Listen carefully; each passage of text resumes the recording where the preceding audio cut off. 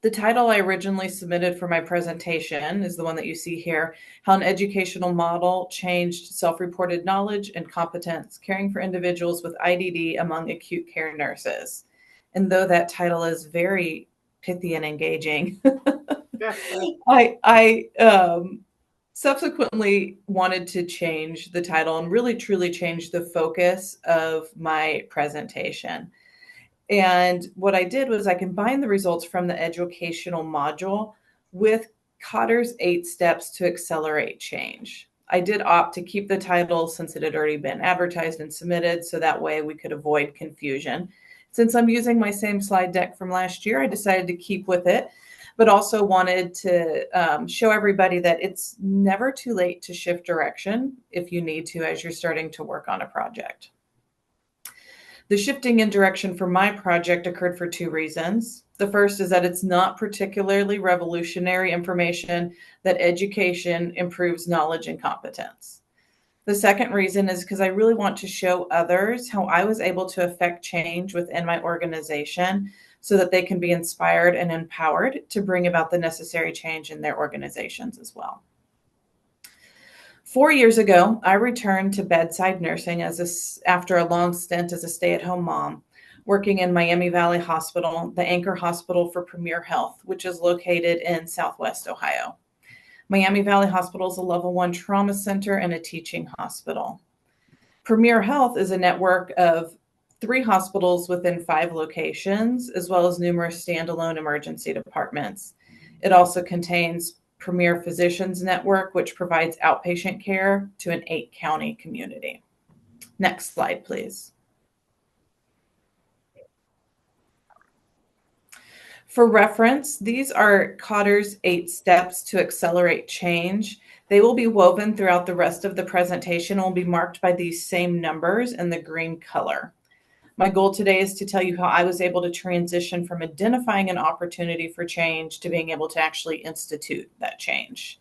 Next slide. First, we will look at the problem or need that my project addressed. In very brief summary, the unique risk factors of individuals with IDD call for individualized care, but the largest and most influential healthcare professions are ill-equipped to provide it. In my first week out of orientation 4 years ago, I had the joy of caring for a man with an IDD who was admitted to the observation unit because he had developed hypoxia after a scheduled outpatient procedure. He was also hearing impaired and nonverbal. He utilized a limited, modified version of American Sign Language to communicate. The first night I cared for him, his eyes lit up every time I walked in his room. He held his G-tube for me and gave me a high five every time I successfully administered a feed or medication. He utilized nonverbal communication clearly to let me know when he wanted up and that he thought I was the best nurse on the planet. When I returned the next night, I was excited to see I was going to be his nurse again. When I walked in his room, though, I found him unable to communicate anything with me, as he was still heavily sedated by medication that he had received hours earlier. The team caring for him during the day wanted to administer medication rectally to treat the cause of his hypoxia. He was so full of stool that his bowel was pushing up on his lungs, and that was what was causing the hypoxia. The patient expressed his clear refusal of the treatment, so he was sedated, and 2 officers from the campus police department held him down while the medication was given to him. One of the most distressing aspects of the situation was that no one realized multiple rights violations had occurred and that there was a much better way to care for this patient. They did not individualize his care. They did not know how to do so. Justifiably distraught by the situation, I wrote the system's chief medical officer, the chief operating officer, and the chief nursing officer. While my correspondences created a sense of urgency, they did not bring about any change. I spent the next 6 months researching and developing a program that would aim to improve the care of individuals with IDD while in the hospital. I named the program PEACE. PEACE is an acronym that stands for Patient Eliciting Advocacy for Cognitive Exception. The interventions were intended for those with IDD, as well as those with cognitive impairments acquired later in life, such as traumatic brain injuries and dementia. I took his story and those of other patients in my plan to up my chain of command to the nursing leaders at my hospital. I also presented them with statistics and data gleaned in my months of research. Utilizing Miami Valley Hospital's shared governance structure, I presented the idea and plan for peace to numerous nursing leaders. Though administrators require statistics and data to drive their decisions, they also need stories to create a sense of urgency. Including patient stories in meetings and presentations maintain that sense of urgency. Cotter also refers to this principle as head and heart. The guiding coalition formed as I followed the institution's shared governance structure. As I had no experience with hospital administration, the coalition was critical for providing me guidance on how to turn my ideas into a reality. We worked together to whittle down my robust plans to a more manageable pilot program. One of the first priorities of the program was developing education. Next slide, please. Collaborating with nurse educators, we created a 40-minute online module. I provided the content, an educator with access to the Articulate program built the module, and another sought continuing nursing education for the module. Content that I provided included IDD definition and diagnostic criteria, prevalence of IDD in the community, patient rights protected by Ohio state law, caregiver empathy, health inequities commonly experienced by those with IDD, communication skills to be utilized by staff, useful de-escalation techniques, and available resources to assist them in providing care for the IDD population. The full PEACE program includes patient-centered care, education, community involvement, collegial collaboration, and research.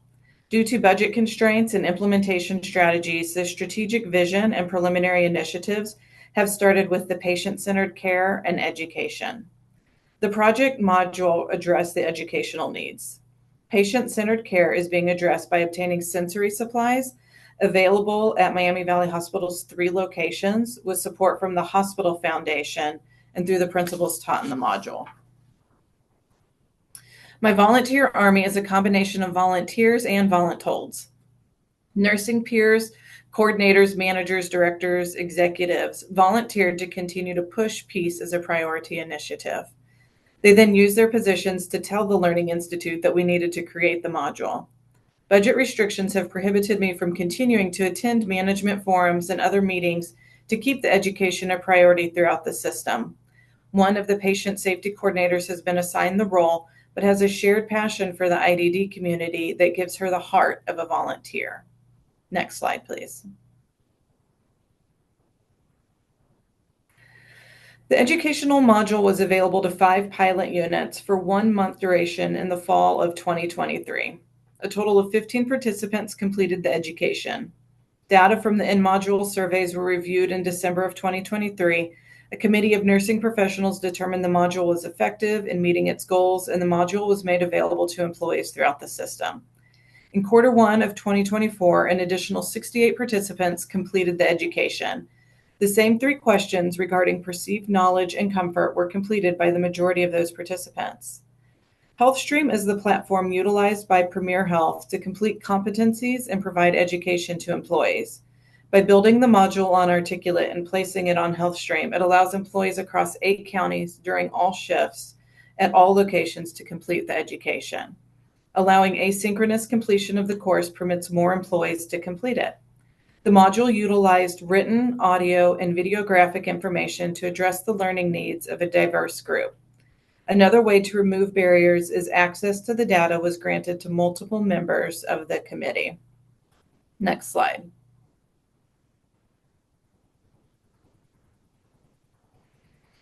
Now on to the fun part of instituting change, generating short-term wins by celebrating achievements.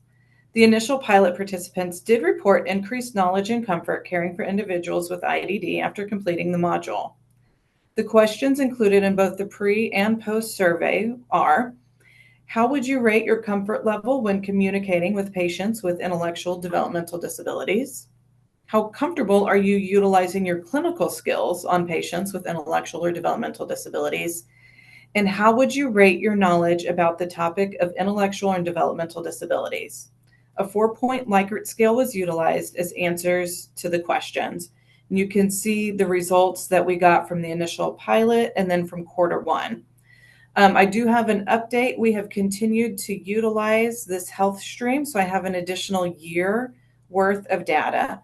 So since all of this was gained, I've had an additional 221 participants use the module. And this morning before the meeting, I had eyeballed the numbers and saw growth continued every quarter, but wanted to see. And if you look at the mean of these Likert scores, which I think is an easier way sort of to look at it than the straight numbers, the mean increased in all three areas across every quarter that we assess this data. We do look at our modules that are created within our system every quarter to assess if they are still relevant educational material. And this one is, and so it's continuing to be utilized in the system. Next slide, please. So this is another visual way to look at that growth in knowledge, clinical skills, and communication comfort before and after the module. The graph here demonstrates an increase in all three domains. Blue indicates the pre-education, orange is the post-education. In addition to seeing an increase in comfort and knowledge, you see a right shift indicating participants grew in their perceived knowledge and comfort regardless of their baseline. Next slide.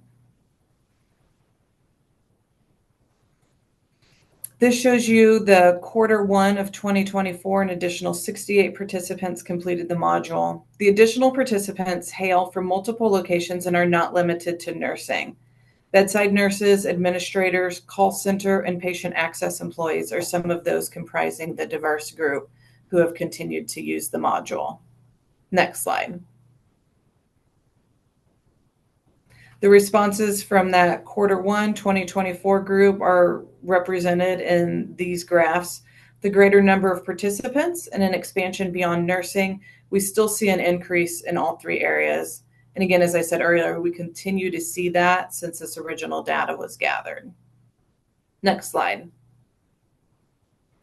The lessons I've learned throughout this project are numerous enough to fill another presentation time, so I'm limiting myself to the ones that will translate to the most people across a variety of environments. Persistence, while remaining flexible, is essential for instituting change. From the night I took care of the patient with dancing eyes to the time the education was launched was 2.5 years. Change is slow. Obstacles are numerous, but persist. Another lesson I would like to share with you is leadership is not limited to those in management positions. I started these conversations as a bedside nurse working night shift. No one knew who I was. I had no authority to require change of anyone.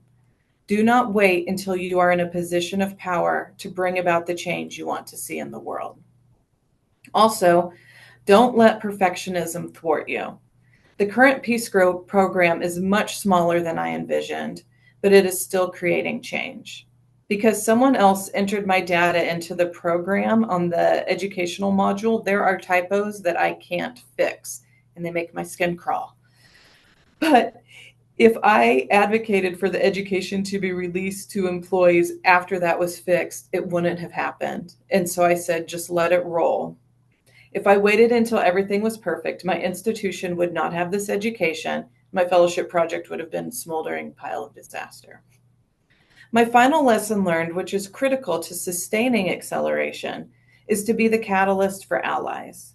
There are many people who are ready to join you in your work, who are also passionate about improving healthcare outcomes for individuals with IDD, who just need the jumpstart of seeing and hearing you. An associate nurse manager on the pulmonary unit of my hospital completed the education, then on her own volition used it to create a vision board at the unit's nursing station. She printed off slides from the module that teach something that I said. She printed off one of the tools mentioned as a resource, the Day in My Life questionnaire. She printed the flyer with the QR code so everyone could easily access the module. She aligned the education with our system's recently updated vision and mission.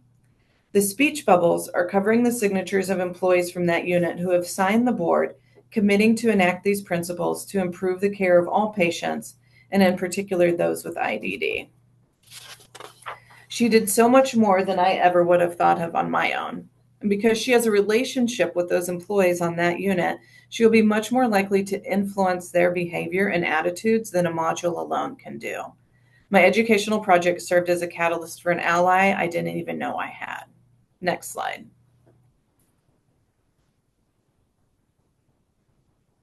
The limitations on my project are numerous. My husband is an accomplished researcher, and he rattled off all the limitations for me when I sought his input. So I'll take this opportunity to thank him for his assistance in my project. There are a small number of participants in both the pilot participants and the quarter one from 2024 participants. It lacks randomization, control, and generalizability to other acute care settings. There is a risk of selection bias as leaders were asked to request staff to complete the education. The 3 questions at the beginning and end of the module are unvalidated. Next slide. Recommendations that came from my project are provide accurate and engaging education to practicing generalist nurses and create education that bridges professions. The module included 2 videos of individuals with IDD. This accomplished many things, including elevating the voices of those living with IDD. The videos and mandatory interaction made it more engaging. The education was built broadly so that it would be relevant to a number of healthcare professions, not just nurses. This has enabled it to impact a greater number of individuals without adding a barrier of creating profession-specific education for each discipline. On a more personal note, I encourage you to do the work before you, in the position you're in, with the education you have, with the influence you possess, to bring about the change needed to improve outcomes for the IDD population. I do not anticipate being a bedside nurse throughout the whole of my career. I have no idea if I will only ever work for Premier Health, but I've been able to institute change through developing education and campaigning for sensory supplies while I've been planted as a bedside nurse at Miami Valley Hospital. Next slide. I would also like to take a moment to share my motivation for this work. I have 4 children, pictured here alongside my husband and I when we were dressed up for a wedding. That would have been 2 falls ago now. That's back when I still colored my hair brown. Between the 4 of them, we have been to 4 children's hospitals, numerous emergency rooms, obscene amount of urgent cares, a myriad of primary care providers, and more than 20 specialists. My experiences in the pediatric world informed my personal standard of care of individuals of IDD. The PEACE program is essentially taking the best of pediatric care, particularly child life specialists, and applying them to an adult context. I spent 12 years as a stay-at-home mom. Many of the skills I acquired in that time have improved my nursing practice. I am better at anticipating needs, understanding nonverbal communication, and de-escalating individuals in turmoil. I'm a more tenacious advocate and a more patient preceptor because of my time as a stay-at-home mom. I first stepped into education for nurses around IDD care and advocacy after volunteering at Camp Barnabas in 2007. My time spent engaged in full-time parenting has fanned that ember of passion to undying flame for providing phenomenal health care to those living with cognitive exceptions. I had the unexpected thrill last year, as I was actually finishing my tenure on that observation unit, of seeing the patient that jump-started all of this. He was visiting someone else in the hospital. He was there as a visitor, and he is thriving. His eyes still sparkle and dance. He was up and walking. He didn't remember me, but I don't care.